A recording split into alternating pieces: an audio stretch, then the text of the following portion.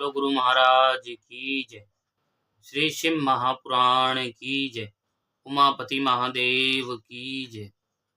तो आप श्रवण कर रहे हैं श्री शिव महापुराण रुद्र संहिता पार्वती खंड।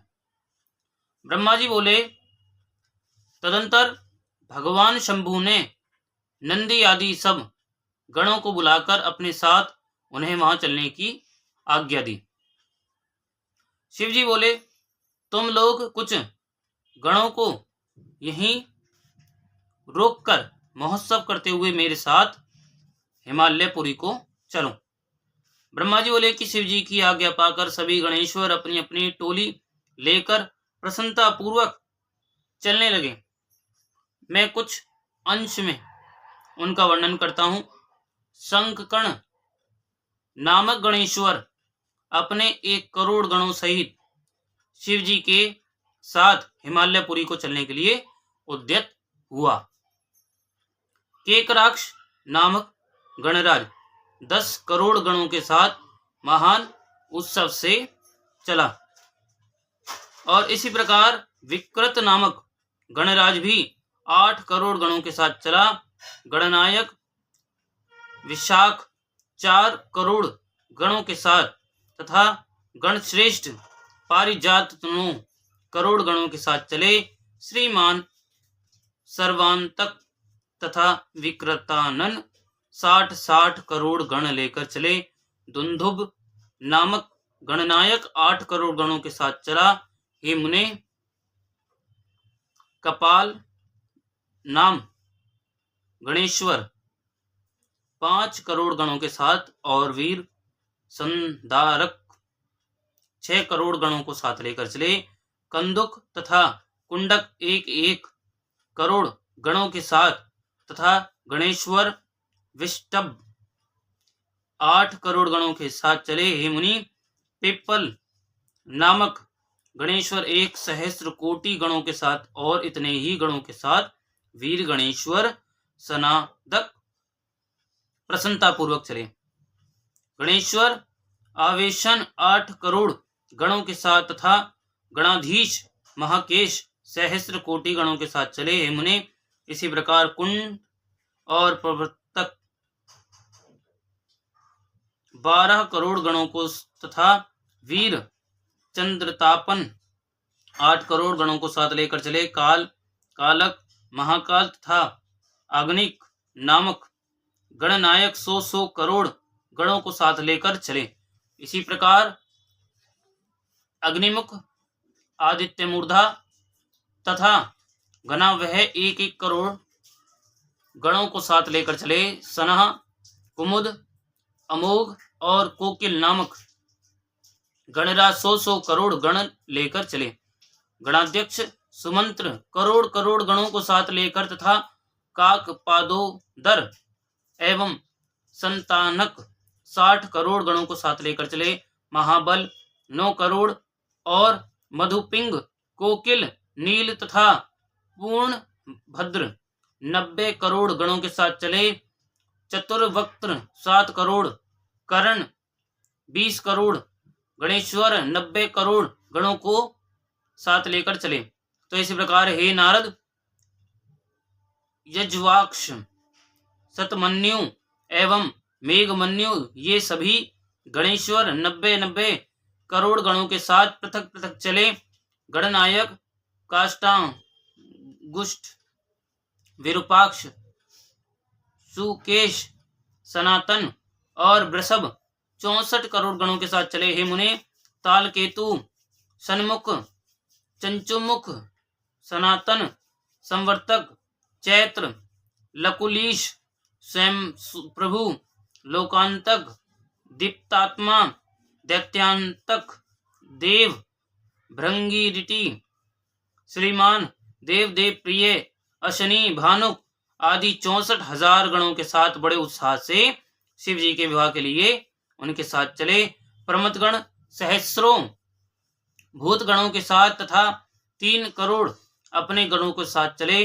वीरभद्र 64 करोड़ गणों के साथ तथा 3 करोड़ रोमज प्रेत गणों को साथ लेकर चले। इसी प्रकार नंदी आदि गणेश्वर भी 100 20,000 करोड़ गणों के युक्त होकर शंकर के उस समय चले। यह शंकर का विवाह महोत्सव है। ऐसा जानकर क्षेत्रपाल भैरव करोड़ करोड़ गणों के साथ प्रीति पूर्वक आए। ये गण तथा शिव के असंख्य गण जो अत्यंत बलवान थे, वे उत्साह तथा प्रीति से युक्त हो शिव जी के विवाह उत्सव में वहां आए। तो इन सभी गणेश्वरों के हजारों हाथ थे तथा वे सिर पर जटा मुकुट धारण किए हुए थे। वे मस्तक पर चंद्र रेखा धारण किए हुए थे, नीले कंठ से युक्त थे तथा 3 नेत्र वाले थे। वे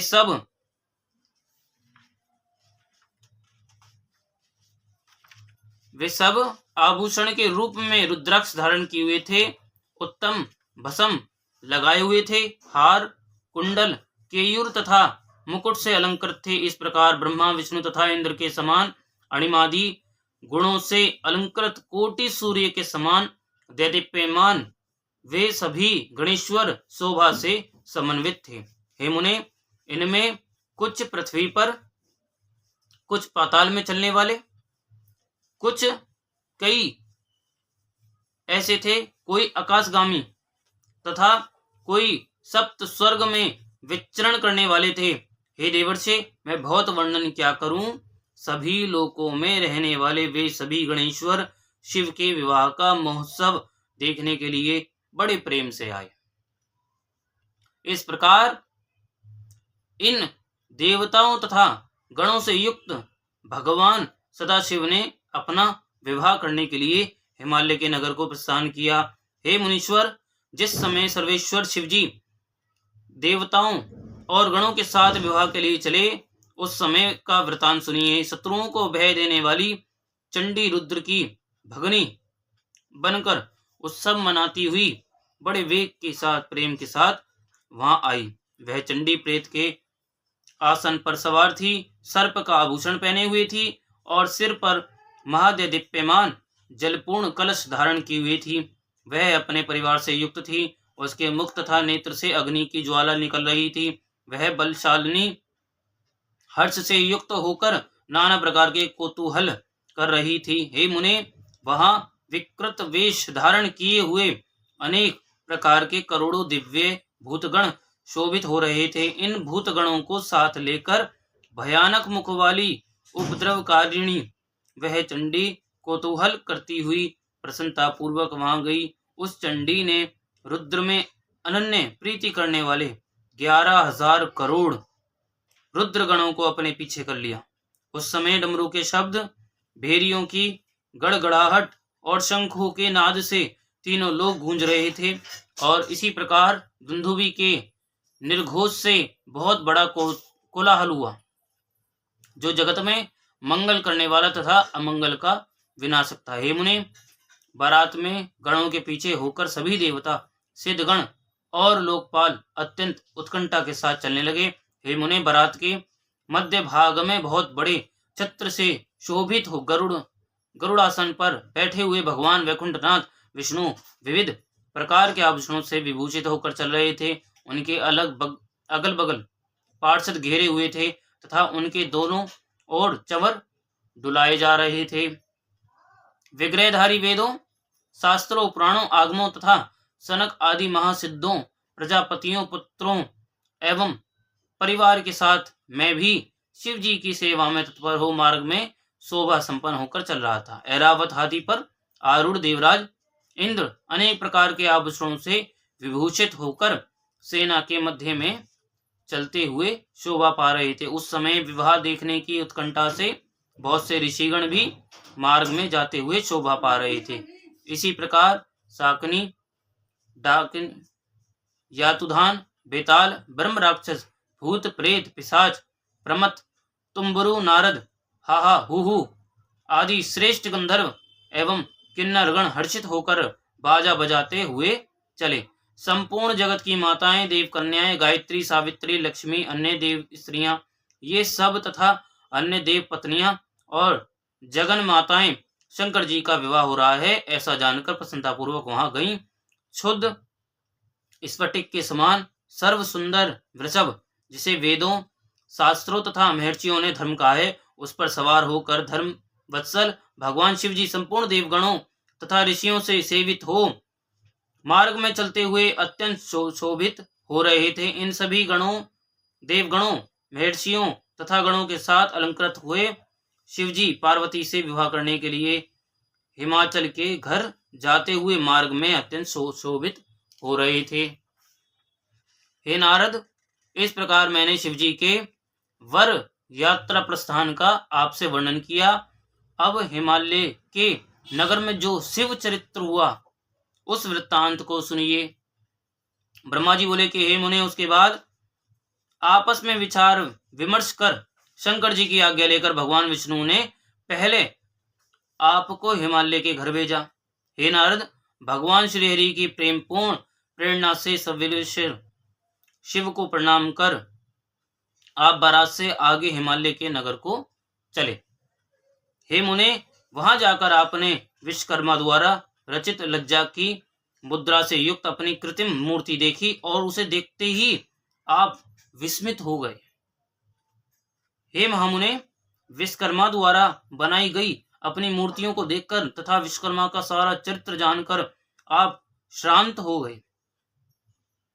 तत्पश्चात अपने स्वर्ण कलशों से एवं केले के खंभों से अत्यंत मंडित रतन चित्रित हिमालय के मंडप में प्रवेश किया। वह मंडप अति अद्भुत, नाना प्रकार के चित्रों से अलंकृत तथा हजारों खंभों से युक्त था। उसमें बनी हुई वेदी देखकर आप आश्चर्य में पड़ गए। हे मुने, हे नारद, उस विस्मय के कारण आपका ज्ञान एवं बुद्धि नष्ट हो गई। पुनः आपने हिमालय से पूछा, हे हिमालय, क्या इस समय विष्णु आदि सभी देवता, महर्षि, सिद्ध एवं गंधर्व यहाँ पहुंच गए हैं? हे पर्वतराज, क्या विवाह हेतु श्वेत बैल पर सवार होकर गणेश्वरों से युक्त सदाशिव पधार चुके हैं? यह बात आप सत्य सत्य कहिए। ब्रह्मा जी बोले, हे मुने, विस्मित चित्त हुए आपके इस प्रकार के वचन को सुनकर पर्वत हिमालय आपसे तथ्य युक्त वचन कहने लगे। हिमवान बोले, हे नारद, हे महाप्राज्ञ, आप पार्वती के विवाह के लिए अपने गणों तथा बरातियों को लेकर शिवजी नहीं आए हैं। हे नारद, आप उत्तम बुद्धि से विश्वकर्मा के द्वारा रचित चित्र जानिए। हे देवर्षि, आप आश्चर्य का त्याग कीजिए, स्वस्थ हो जाइए और शिवजी का स्मरण कीजिए। आप मुझ पर कृपा कर भोजन तथा विश्राम करके मैनाक आदि पर्वतों के साथ शंकर के समीप जाना। हे महामते, जिनके चरण कमल की अर्चना देवता तथा असुर भी किया करते हैं, उन शिवजी की प्रार्थना कर आप इन पर्वतों को साथ लेकर देवताओं तथा महर्षियों सहित उन्हें शीघ्र यहाँ ले आइए। ब्रह्मा जी बोले, हे नारद, तब आपने तथास्तु कहा और वहां का सारा कृत्य अच्छी तरह संपन्न कर भोजन करके महामनस्वी आप हिमालय के पुत्रों सहित बड़ी प्रसन्नता से शीघ्र शिवजी के समीप गए। वहां आपने देवताओं से घिरे हुए महादेव जी को देखा। आपने तथा उन पर्वतों ने भक्ति से उन कांतिमान शिव जी को प्रणाम किया। तत्पश्चात हे मुने, अनेक प्रकार के अलंकारों से युक्त मैनाक, सहे, मेरु आदि पर्वतों को देखकर संदेह से आकुल मन वाले मैंने, विष्णु ने तथा इंद्र से युक्त देवताओं एवं रुद्र अनुचरों ने विस्मित होकर आपसे पूछा। देवता बोले, हे नारद, हे महाप्राज्ञ, आप तो आश्चर्य से चकित दिखाई पड़ते हैं। हिमालय ने आपका सत्कार किया या नहीं किया? हम लोगों को यह विस्तार पूर्वक बताइए। ये महाबली मैनाक, सहे तथा मेरु आदि पर्वत अनेक अलंकार धारण कर यहाँ किस उद्देश्य से आए हैं? हे नारद, आप यह भी बताइए कि पर्वतराज हिमालय का विचार शिव जी को कन्या देने का है या नहीं? हे तात, इस समय हिमालय के यहाँ क्या हो रहा है, यह सब विस्तार से कहिए। तो हे सुव्रत, हम देवताओं का मन अनेक प्रकार के संदेह से ग्रस्त हो रहा है, इसलिए हम लोग आपसे पूछ रहे हैं, आप हमारा संदेह दूर करें। ब्रह्मा जी बोले कि हे मुने, उन विष्णु आदि देवताओं का वचन सुनकर विश्वकर्मा की माया से विस्मित हुए आपने उनसे कहा, हे मुने, आप मुझ विष्णु को और सभी देवताओं के ईश्वर शची के पति, पर्वतों के पूर्व शत्रु तथा पर्वतों के पक्ष को काटने वाले इंद्र को एकांत में बुलाकर कहने लगे। नारद जी बोले, विश्वकर्मा ने हिमालय के घर जैसी कारीगरी की है, उसे देखते ही सभी देवगण मोहित हो जाएंगे। वे हिमालय तो उस कारीगरी के कौशल से सारे देवताओं को प्रेम पूर्वक युक्त से मोहित करना चाहते हैं। हे सचिपते, आपने पूर्व काल में विश्वकर्मा को बुलावे में डाल दिया था, क्या उसे आप भूल गए हैं? इसलिए वे आज आपको जीतने की इच्छा से हिमालय के घर में विराजमान हैं। उन्होंने मेरे ऐसा चित्र बनाया है कि उसे देखकर मैं तो मोहित हो गया हूं। इसी प्रकार उन्होंने विष्णु, ब्रह्मा, इंद्र आदि देवताओं के चित्र का भी निर्माण किया। हे देवेश, अधिक कहने से क्या, उन विश्वकर्मा ने सभी देवगणों का चित्र इतनी कुशलता से बनाया कि वह यथार्थ देवताओं के रूप में किंचन मात्र भी भिन्न नहीं जान पड़ता। उन्होंने परिहास करने के लिए सभी देवताओं की ये मायामयी चित्र रचना की है, जिससे देवताओं को मोह उत्पन्न हो गया। तो ब्रह्मा जी बोले, इस प्रकार नारद के वचन को सुनकर भय से व्याकुल शरीर वाले देवेंद्र ने विष्णु की ओर देखकर शीघ्रता से कहा। देवेंद्र बोले, हे देवदेव, हे रमानाथ, तुष्टा पुत्र विश्वकर्मा शोक से व्याकुल हो मुझसे द्रोह करता है। कहीं ऐसा ना हो कि वह इसी बहाने मेरा वध कर दे। ब्रह्मा जी बोले, उनका यह वचन सुनकर देवादिदेव जनार्दन उन्हें समझाते हुए कहने लगे।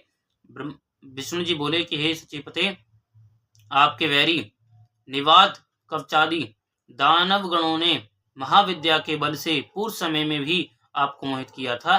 हे वासव, इसी प्रकार आपने मेरी आज्ञा से पर्वतराज हिमालय के तथा अन्य दूसरे पर्वतों के पंख का छेदन कर दिया है। इस कारण ये पर्वत भी उसी माया को देखकर तथा सुनकर आपको जीतने की इच्छा करते हैं। ये सभी मूर्ख हैं और पराक्रम नहीं जानते हैं, अतः आप इनसे भयभीत ना हो। हे देवेंद्र,